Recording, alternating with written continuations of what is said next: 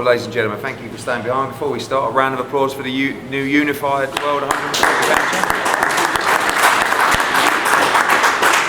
Fantastic performance on a great night of boxing, and one of the best female fights I think I've ever seen. Tremendous. Big respect for both, and over to you guys for questions for the champion. Chantelle, what was it? Sorry, what did it? Go on, you're right. I was about to say, what was it like leading up to this fight? McGee came across as probably a really good contender.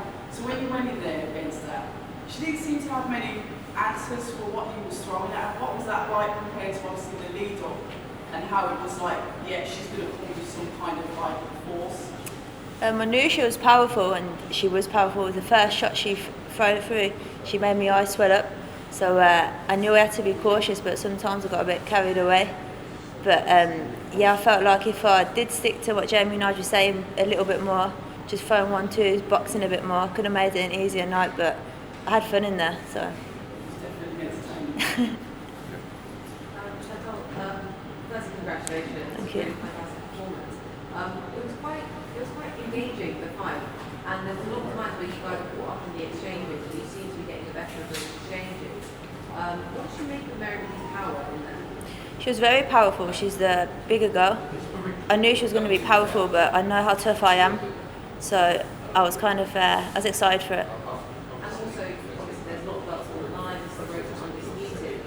How did it make you feel coming out of it, obviously, the victor of this fight, knowing that you're in the run-up to getting all those belts?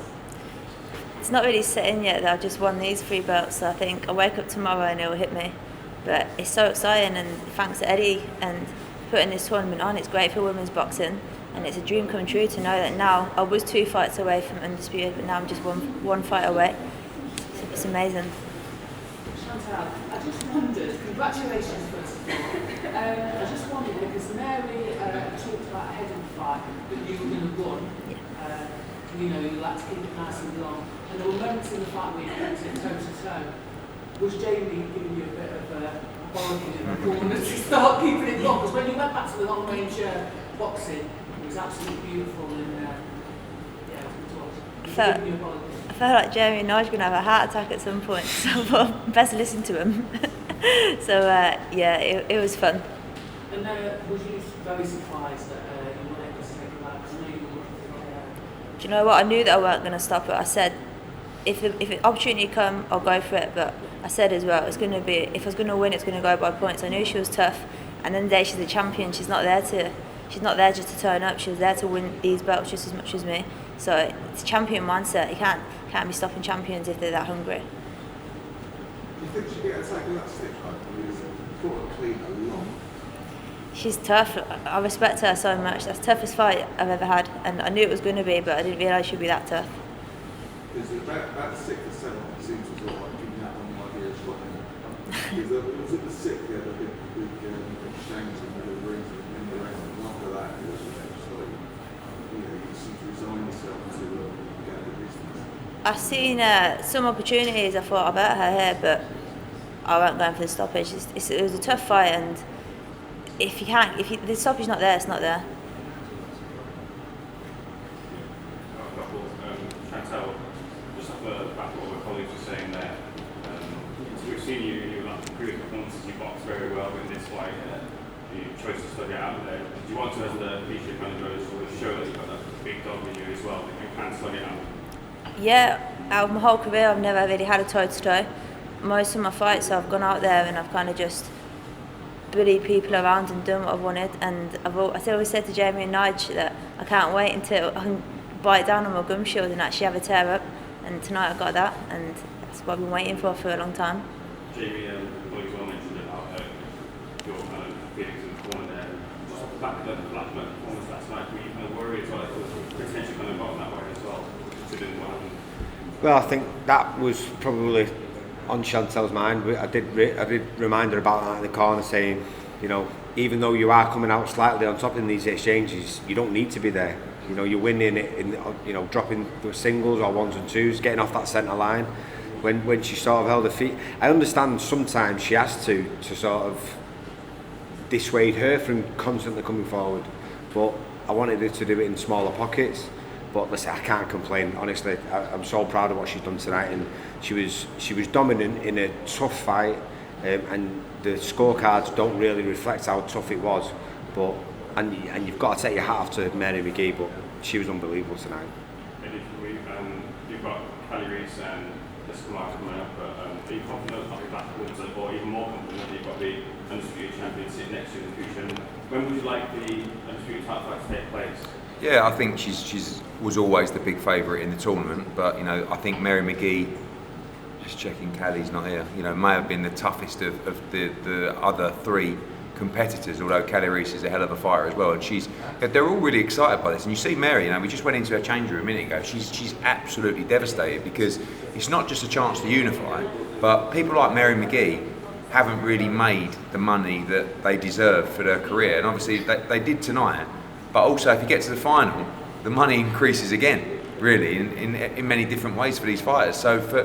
And Callie's got the same thing on her mind. She's really been around for a long time, and she's not made that kind of money. So she's thinking, I want to unify, but if I can get into the final, it's almost like, you know, secures my future in that respect. So I think Kamara could be a little bit of a dark horse. She's really fresh and fit and young and strong, but Kelly Reese is a good fighter. That takes place November the 19th. And then really, I think we look to make the fight, you know, probably end of February, March, something like that for next year. Tonight, keeping the show on tonight was for a number of reasons. Obviously, make sure that the fighters fought and got paid in advance of their careers and stuff like that. But also, when the opportunity came around for this fight to headline, you know, I think that it was a great opportunity for the tournament, for women's boxing, for Chantelle. And now people have seen that fight, her fan base is going to grow considerably. And then when we do the final, we can stage it back in the UK.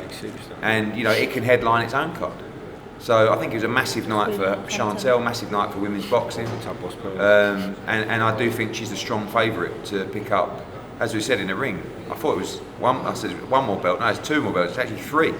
WBA, WBO and IBF. So hopefully at the end of Feb or March or whenever it is, she'll have all six lined up. Chantelle, can you describe the emotions over the last week or so? First, Dillian White's injured, he can't fight, you don't know if the show's going ahead. Then you find out it is, plus you're now the main event. How did your emotions change over that period? It's been very up and down. I can remember Wednesday we was in the gym having a media day, and I was halfway through an interview and I got told about Dillian's injury, and I kind of was like, the show's going to be off, and I couldn't sleep that night, and literally I was thinking, the show's going to be off, they're not going to put anyone else on the headline. I didn't really feel like I was a big enough name to headline, and woke up to Jamie text me saying your headline, and I was like, wow, Eddie's pulled that one out of the bag. You didn't even message me actually. I was waiting, like while we were just sort of deciding what to do. I kept looking at my Instagram, and I was waiting for one from you, going, "Oh, come on, please don't do that." But no, it all works out in the end. You've got another cracking card, like with the big female fight on it. You just announced the Katie Taylor fight on December 11th. How do you feel sort of women's boxing progressing? Brilliant. I mean, look, we were the ones who started it. It's been around for ages, but we were the ones that really aggressively pushed it on a commercial basis with a broadcaster, and now everyone's following suit, which is really encouraging. 2 weeks ago was it Sky headlined with Savannah Marshall, we headlined tonight with Chantelle. Next week we've got our fighter Maiva Hamadouchi against Michaela Myatt, that's on ESPN, live headline. I mean, it's really, you know, we're always playing catch up, and even financially we're not to the levels that we need to be. But I always say, when people talk about equality of pay, it doesn't mean if you become a world champion that you should make the same money as a male world champion if the commercial value of that fight is not the same. Equality is about, if two things are exactly the same, then the person should be exactly the same. Do you know what I mean? If someone's selling out arenas, if someone's driving subscriptions and so is the female. You know, you've got Katie Taylor against Amanda Serrano, Touchwood coming up. That is a fight that is going to be in the main room of Madison Square Garden. That's a 7-figure purse, you know, for those fighters, and that's where we want to get to. If Chantelle wins this and Katie comes through that is another mega fight to be made for this country. That can sell out an arena here as well. And I think that it's in a great position. I really do. I think that also you're getting some good domestic rivalries, and you're starting to get weight classes now that are really sort of coming together. Super bantamweights, great examples. So I just think we just got to keep pushing it. But without the quality that you saw tonight, like if tonight was not good enough, or it wasn't a good fight, or it just allows people to go, oh, it's women's boxing, I'm not interested in that.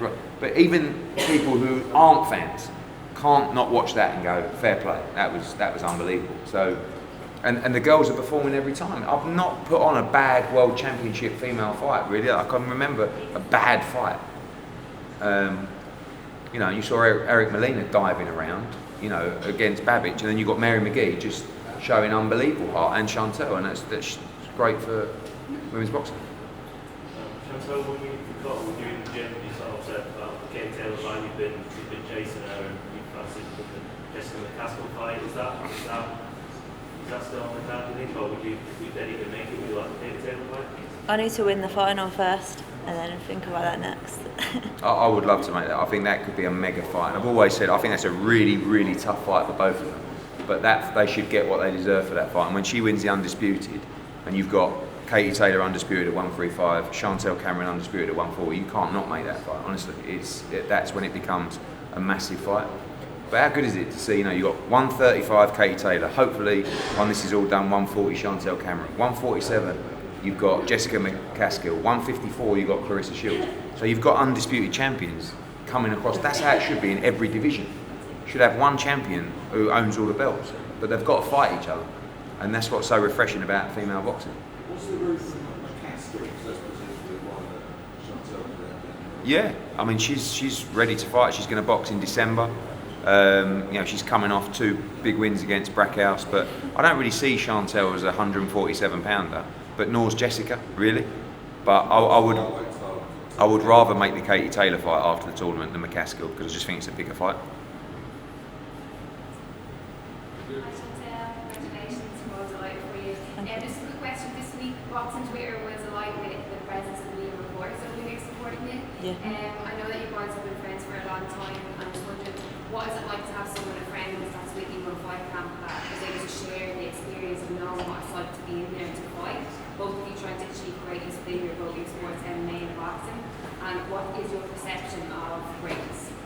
It's great because obviously she was around all week, she was in Vegas with me, and she's a woman as well, and even though it's a different sport, but still in a combat sport, and it's just like an extra bit of a backbone.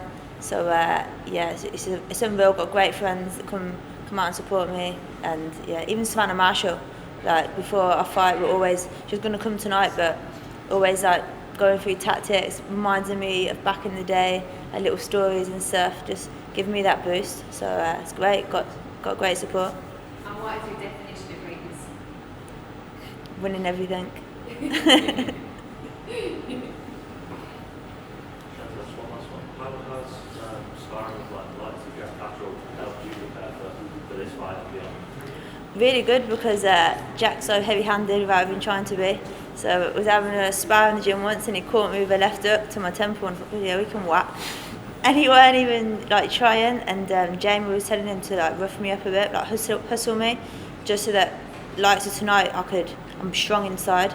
I've been working a lot with KVKs on my strength this camp as well, so making sure that I was strong. So, Thinking about it now, that sparring with Jack, it's a good job we did that. I really had him pressuring about throwing her around and physically throwing her around, so I forgot about that. like a rag doll. Yeah. All right, guys, I'm going to let Chantelle get off. Well done, congratulations.